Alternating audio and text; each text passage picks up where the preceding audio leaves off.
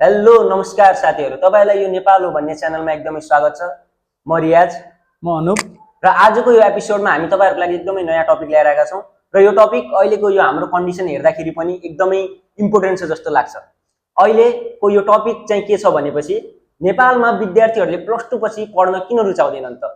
बढी जस्तोको एम बाहिर जाने नै किन हुन्छ त? ब्याचलर्सको संख्या नेपालमा किन कम छ भन्ने कुराको आज हामी छलफल गर्न गइरहेका छौं र हाम्रो प्रश्नको उत्तर दिनको लागि आज हामीहरुसँग हुनुहुन्छ अनुप सर। सर तपाईलाई स्वागत छ हाम्रो कार्यक्रममा। Thank you. र आज उहाँलाई हामी एकदमै यही टपिकमा प्रश्नहरु सोध्नेछौं र उहाँले आफ्नो उत्तर दिनुहुनेछ र हाम्रो जिज्ञासालाई हटाउनु हुनेछ। सर सुरुमै म तपाईलाई एकदमै त्यही टपिककै हिसाबले प्रश्नमा गए म हैन, नेपालमा प्लस 2 पछि विद्यार्थीहरुले पढ्न किन रुचाउँदैनन् त? अब नेपालमा चाहिँ प्लस 2 पछि पढ्न नरुचाउने मुख्य कारण भनेको चाहिँ पोलिटिकल इन्स्टेबिलिटी हो हैन। नेपालमा पोलिटिकल कन्डिसन कहिले पनि स्टेबल भएन हैन। त्यसपछि अर्को कारण भनेको चाहिँ नेपालमा पढिसकेपछि जब अपर्च्युनिटी एकदमै कम हुन्छ हैन, जब अपर्च्युनिटी कम छ भन्ने सोचाइ छ हैन। त्यसपछि आएर क्वालिटी एजुकेसनको क्वालिटीमा पनि अलिकति कमी छ भन्ने खालको सोचाइ छ। त्यसले गर्दाखेरि पनि र अर्को भनेको जस्तो नेपालमा चाहिँ एजुकेसन फी एकदमै धेरै महँगो हुनु पनि अर्को कारण हो जस्तो लाग्छ। यस्तै विभिन्न कुराहरू छ हैन, जसले गर्दाखेरि चाहिँ स्टुडेन्टहरु प्लस 2 सकाएपछि लगत्तै चाहिँ अब्रोड स्टडी गरौँ भनेर चाहिँ अब्रोड स्टडीको लागि चाहिँ प्लानिङ गरिरहेको हुन्छ। त्यही नै हो मेजर कारणहरु। सर र दोस्रो क्वेशन के छ भनेपछि हैन, प्लस 2 सकाएर विदेश जानु बेस कि ब्याचलर्स गरेर अनि विदेश जानु राम्रो? हजुरलाई के लाग्छ यसमा? तिमलाई मलाई के लाग्छ भन्दाखेरि पनि रियालिटी चाहिँ के हो भन्दाखेरि यदि स्टुडेन्टले प्लस 2 मात्र सकाएर चाहिँ जापान अथवा अस्ट्रेलिया अथवा युएसए जतासुकै विदेश अब्रोड स्टडी गर्न चाहन्छ भन्दाखेरि उले चाहिँ गाह्रो हुने हो उलाई चाहिँ। तर ब्याचलर गरेर उ कम्प्लिट गरेर चाहिँ अब्रोड गएको छ स्टडीकै लागि भने पनि त्यो अवस्थामा चाहिँ स्टुडेन्टलाई अलिकति धेरै हदसम्म सहज हुन्छ। र तेस्रो प्रश्नमा म जानुभन्दा पहिला हजुरलाई के सोध्न चाहे भनेपछि तपाईले भन्नुभयो नेपालमा चाहिँ क्वालिटी एजुकेसन पाउनको लागि पनि एकदमै महँगो फिस छ हैन सर? तर त्यही सन्दर्भमा जाने हो भनेपछि विदेशमा पनि एकदमै महँगो फिस हुन्छ र नेपालमा पनि त्यही हिसाबको फिस लिँदाखेरि चाहिँ महँगो हुन्छ भन्नमा हजुर चाहिँ के भन्न चाहनुहुन्छ? यस्तो छ, विदेशको हकमा र नेपालको हकमा कम्पेयर गर्दाखेरि चाहिँ फीलाई कसरी महँगो सस्तो भन्ने भन्दा पनि अब नेपालमा चाहिँ के हुन्छ भन्दाखेरि हाम्रो चाहिँ इन्कमसँग हामीले हेर्नुपर्ने हुन्छ कि हाम्रो प्यारेन्ट्सको हैन, अभिभावकको चाहिँ इन्कम कति छ, त्यो इन्कम बराबरको चाहिँ एजुकेसन फी तिर्नको लागि चाहिँ उनीहरू सक्षम छन् कि छैनन् भन्ने कुरा हुन्छ। अर्को भनेको चाहिँ के हुन्छ भन्दाखेरि विदेशमा भनेको चाहिँ स्टुडेन्टले आफूले काम गर्दै त्यसपछि फी तिर्न सक्छु भन्ने एउटा चाहिँ थिङ्किङ हुन्छ। त्यो थिङ्किङले गर्दाखेरि चाहिँ स्टुडेन्टहरू चाहिँ बाहिर जान चाहिरहेको हुन्छ हैन। त्यही भएर नेपालमा चाहिँ के हुन्छ भने प्यारेन्ट्सको इन्कम अनुसार चाहिँ क्वालिटी एजुकेसन तिमीलाई राम्रो इन्स्टिट्युसनमा तिमीलाई चाहिँ एडमिसन गर्नु छ भनेदेखि त्यो राम्रो इन्स्टिट्युसनहरू महँगो हुन्छ हैन। अनि त्यसपछि अलिकति गभर्नमेन्ट चाहिँ कलेजहरुमा गभर्नमेन्ट इन्स्टिट्युसनहरुमा त्यहाँ चाहिँ टिचरहरू त एक्सपिरियन्स हुन्छ, तर त्यहाँ चाहिँ पोलिटिकल इन्टरफेयरहरू हुने भएको कारणले गर्दाखेरि चाहिँ अनि स्टुडेन्टहरू त्यो कलेजमा पढ्न रुचाउँदैनन्। त्यसमा पढ्नुभन्दा बरु विदेश जाउँ, विदेश गएर काम गर्दै अलिकति कमाइ पनि हुन्छ अनि त्यसपछि पढाइ पनि राम्रै पढ्न पाइन्छ भन्ने एउटा चाहिँ न्यारेटिभ जस्तै सेट भएको छ। त्यसले गर्दाखेरि चाहिँ प्राय जस्तो विद्यार्थीहरू प्लस 2 सकाउने बित्तिकै अथवा ब्याचलर गरिसकेपछि पनि सकेसम्म विदेशै प्रिफर गर्ने कारण चाहिँ त्यो। अनि सर धेरै जस्तो भनाइ के हुन्छ भनेपछि नेपालमा ब्याचलर गर्नेहरू बढी जस्तो पोलिटिक्सकै लागि मात्रै ब्याचलर्समा जोइन भएको हुन्छन् भन्ने जस्तो पनि धेरै जस्तोको माइन्डसेट हुन्छ। तपाईको चाहिँ त्यसमा के छ? त्यस्तो छैन। अब कस्तो छ भन्दाखेरि हाम्रो सानो देश हो नि त, सानो देश भए तापनि यहाँ चाहिँ पोलिटिकल इन्टरफेरेन्सदेखि लिएर यो कुराहरू चाहिँ एकदमै धेरै हुन्छ क्या हैन। मेनली गर्दाखेरि चाहिँ सरकारी कलेजहरू जति पनि छन् हैन, सरकारी कलेजहरूमा चाहिँ पढ्नु भनेको चाहिँ त्यहाँ पढाइभन्दा पनि बढी राजनीतिक गतिविधिहरू बढी हुन्छ हैन। स्टुडेन्टहरू सबै कुनै न कुनै एउटा पोलिटिकल पार्टीसँग चाहिँ आबद्ध भइसकेको हुन्छन् हैन। त्यसले गर्दाखेरि चाहिँ अब त्यहाँ बिचमा चाहिँ राजनीतिक कुराहरू हुन्छ अनि त्यसले गर्दाखेरि कलेजमा पढाइहरू राम्रोसँगले नहुने हुन्छ। अनि त्यो कारणले गर्दाखेरि चाहिँ विद्यार्थीहरूको मन भड्केको हुन्छ क्या, त्यो हो मेन रिजन चाहिँ। अनि सर जस्तै हामीले चाहिँ नि के भन्छन् यता प्लस 2 पछि ब्याचलर्स गर्यौं हैन, र त्यही ठाउँमा अर्को व्यक्तिले चाहिँ विदेशमा गएर चाहिँ प्लस 2 पछि ब्याचलर्स जोइन गर्यो भनेपछि कसलाई चाहिँ बढी अपर्च्युनिटीहरू हुन्छ त? बढी कसलाई चाहिँ बढी अपर्च्युनिटी पाउँछ? +2 भनेको चाहिँ बेसिक हो होइन, फाउन्डेसन हो। +2 सम्म हाम्रो एजुकेसन भनेको त्यो फाउन्डेसन मात्र हुन्छ। त्यहाँ हामीले धेरै कुरा सिक्न, देख्न, बुझ्न पाएको हुँदैन होइन। मेन हाम्रो पढाइ कहाँबाट सुरु हुन्छ त भन्दाखेरि ब्याचलर्स लेभलबाट पढाइ सुरु हुने हो होइन। अब हाम्रोमा चाहिँ के छ, हाम्रो माइन्डसेट कस्तो छ भने +2 पास गऱ्यौँ भनेपछि अब लगभग पढ्नु पर्दैन भन्ने खालको माइन्डसेट छ। +2मा त हामीले बेसिक कुरा मात्र पढेको हुन्छ कि। +2 भनेको चाहिँ एउटा एजुकेसनको फाउन्डेसन हो होइन। +2सम्म हामीले के पढ्यौँ, अब +2बाट चाहिँ तिमी अब जस्तो तिमीले +2 पास गरेपछि अब तिमी बल्ल फ्युचर ओरिएन्टेड अथवा करियर ओरिएन्टेड भएर चाहिँ अगाडि बढ्ने हो कि। +2सम्म त हामीले के हुन्छ, अब नेपालमा त +2सम्मलाई त सेकेन्डरी लेभल एजुकेसन नै मानिरहेछ नि त। सेकेन्डरी लेभल एजुकेसनबाट हामीले चाहिँ के एक्सपेक्टेसन राख्न सक्छौँ होइन। न हामीलाई त्यसमा जब अपर्च्युनिटी हुन्छ, न त्यसमा हामीलाई एकाडेमिक ब्याकग्राउन्डको चाहिँ कुनै स्ट्रङ एउटा फाउन्डेसन हुन्छ होइन।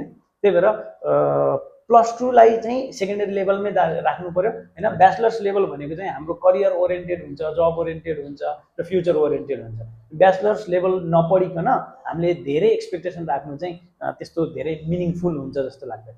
अनि सर दोस्रो कुरा के छ भन्दाखेरि यो नेपालमा चाहिँ +2 पछि विद्यार्थीहरूलाई रोक्नलाई चाहिँ हामीले एजुकेसन सिस्टममा चाहिँ के चेन्जेसहरू ल्याउनु पर्ला जस्तो छ?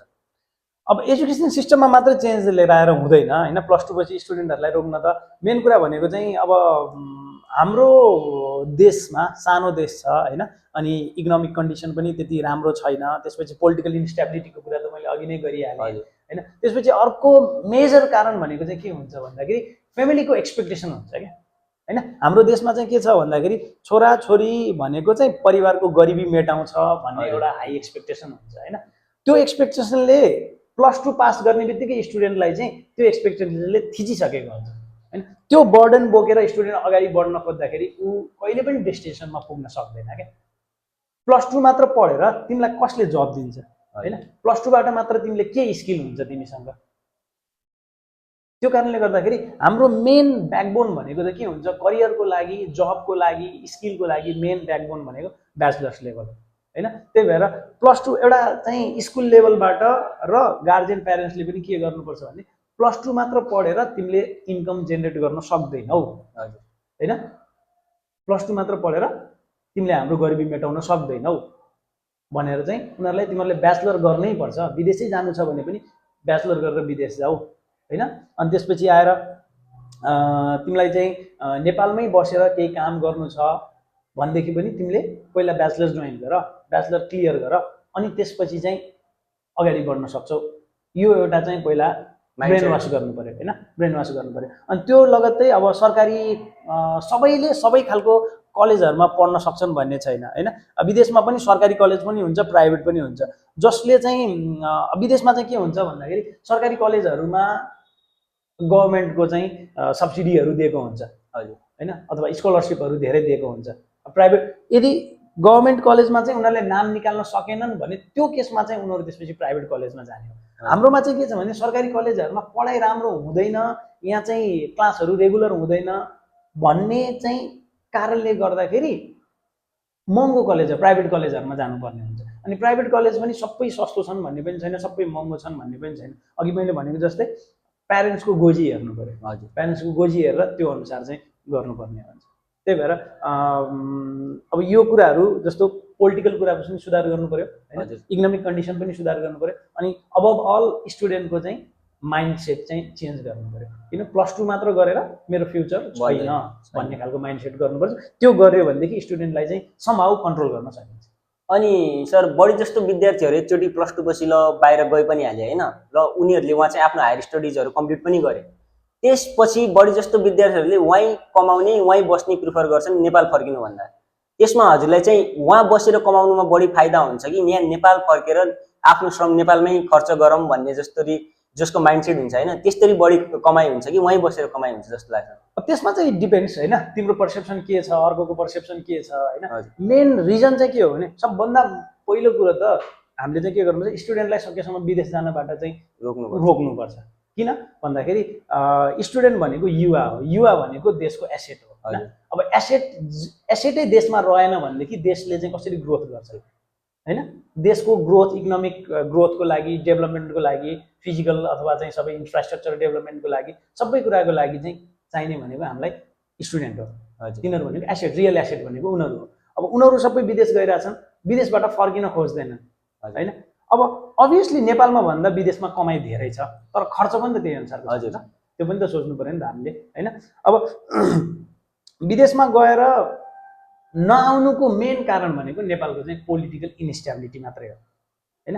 नेपालमा पोलिटिकल स्टेबिलिटी हुने हो भनेदेखि हजुर। स्टुडेन्टहरू फर्केर आउँछन्, जब अपर्च्युनिटी पनि क्रिएट हुन्छ होइन। नेपाल कम्पेरिटिभली भन्ने हो भने त नेपालमा चाहिँ विदेशको कम्पेरिजनमा त नेपाल त्यस्तो धेरै एक्सपेन्सिभ त छैन नि त होइन। अब तिमीले राम्रो जब गरेर तिमीले राम्रो एकाडेमिक क्वालिफिकेसन छ, तिमीसँग राम्रो स्किल छ तिमीसँग भनेदेखि तिमीले त नेपालमै राम्रै जब गरेर राम्रै स्यालेरी पनि लिन सक्छौ नि त होइन।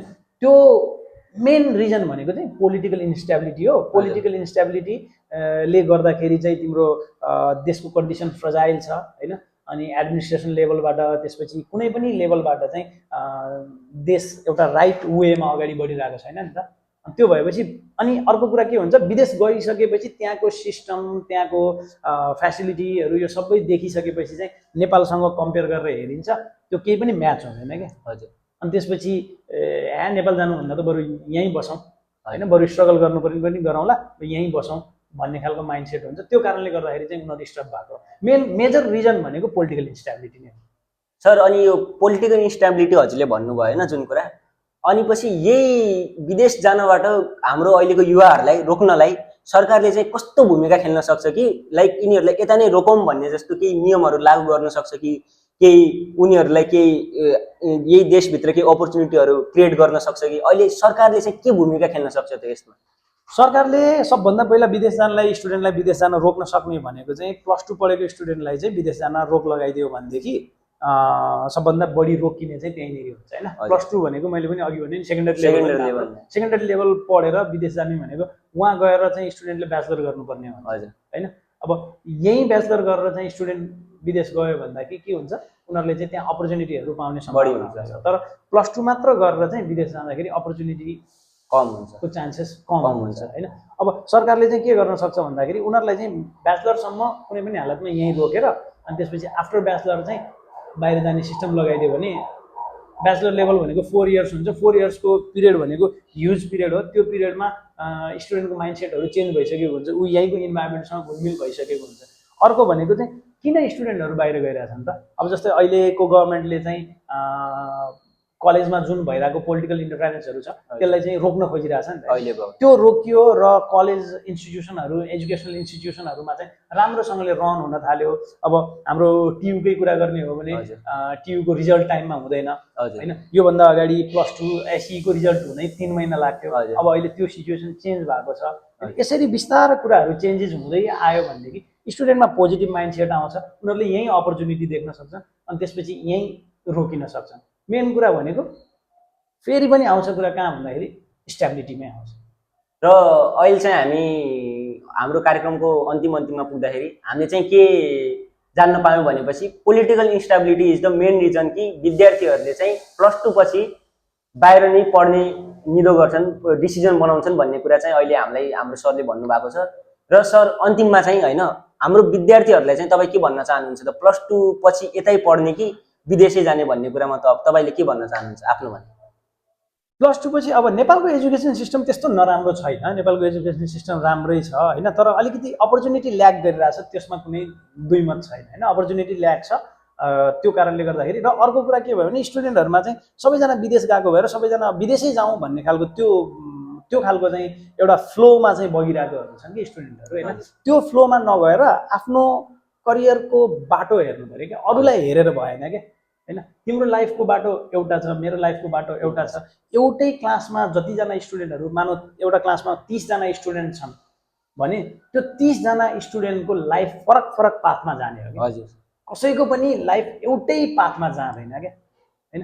त्यही भएर स्टुडेन्टले चाहिँ त्यो नहेरेर ऊ विदेश गएको छ म पनि विदेश जान्छु होइन, उसले विदेशमा राम्रै गरिरहेको छ मेरो पनि राम्रै हुन्छ भन्ने त्यो थिङ्किङ छोड्नु पऱ्यो हजुर होइन। अनि अर्को कुरा भनेको पढ्ने सोच राख्नु पऱ्यो कि अहिलेको हाम्रो नेपाली स्टुडेन्टहरूमा चाहिँ पढ्ने सोच नै छैन, खालि पैसा कमाउने भन्ने मात्र सोच छ होइन। पैसा तिमीले कुन अवस्थामा कमाउँछौ? जब तिमीसँग एजुकेसन हुन्छ, एकाडेमिक ब्याकग्राउन्ड हुन्छ हो। एकाडेमिक ब्याकग्राउन्ड छैन भने मैले why should I pay you? तिमीलाई मैले चाहिँ हाई स्यालेरी दिनुपर्ने के रिजन छ? मैले के को आधारमा तिमीलाई दिने? तिमीसँग तिम्रो गुड ग्रेड गुड एकाडेमिक ब्याकग्राउन्डको मैले सर्टिफिकेटको चाहिँ अगेन्स्टमा चाहिँ मैले तिमीलाई हाई पे गर्ने हो नि त होइन। हो त्यो पहिला आफू क्यापेबल हुनु पऱ्यो नि त होइन। अनि हामी चाहिँ +2 पास गर्ने बित्तिकै पैसा कमाउनु पर्छ, पैसा मात्रै छ फ्युचर भन्ने सोच राख्छौँ क्या। तर पैसा नै सबैको इन्टेन्सन भनेको के हुन्छ, पैसा कमाउने हुन्छ। कोही पनि मान्छे पैसा नकमाउने भन्नेको सोच कसैको पनि हुँदैन होइन। तर पैसा कमाउनको लागि मिनिमम रिक्वायरमेन्ट के हो भन्ने कुरा नबुझिकन पैसाको पछाडि लाग्नु चाहिँ त्यो फेरि सुसाइड बराबर नै हो। त्यही भएर यो कुरा चाहिँ बुझ्नुपर्छ। यति कुरा बुझ्न सक्यो स्टुडेन्टको माइन्डमा चाहिँ मैले पैसा कमाउनको लागि मसँग एकाडेमिक ब्याकग्राउन्ड, गुड ग्रेड होइन अर स्किल हुनुपर्छ, नत्र त्यो बिना म पैसा कमाउन सक्दिनँ भन्ने चाहिँ बुझ्यो भनेदेखि स्टुडेन्ट जे होस् रोकिन्छन् र रोकिनु पनि पर्छ। र आजको एपिसोडमा हामीले यही कुराको डिस्कसन गऱ्यौँ कि +2 पछि विद्यार्थीहरू किन बढी बाहिर जान प्रिफर गर्छन् भनेर, र यो कुरालाई कसरी रोक्न सकिन्छ भन्ने कुरामा पनि आज हामीले डिस्कस गरेका छौँ। र होपफुली तपाईँहरूले यो कुरालाई बुझ्नुहुन्छ भन्ने कुरा पनि हामीले आशा गर्दछौँ। र यस्तै एजुकेसनल कुराहरू र यस्तै सबै पोलिटिकल कुराहरूदेखि लिएर जे पनि यो देशमा चलिरहेको छ अहिले जस्तो कुराहरूको लागि हामी चाहिँ एकदमै यो च्यानलमा भिडियोहरू नयाँ नयाँ ल्याइरहेका हुन्छौँ र तपाईँहरूले पनि हेर्न रुचाउनुहुन्छ भन्ने हाम्रो एकदमै आशा छ। र आजको एपिसोडको लागि पनि सल्लाह सुझाव पनि दिनु होला, तपाईँको पनि सल्लाह सुझावहरू दिनु होला भन्ने कुरा हामी भन्न चाहन्छौँ। हस्, लाइक, सेयर, सब्सक्राइब पनि गर्नु होला। हस्, धन्यवाद।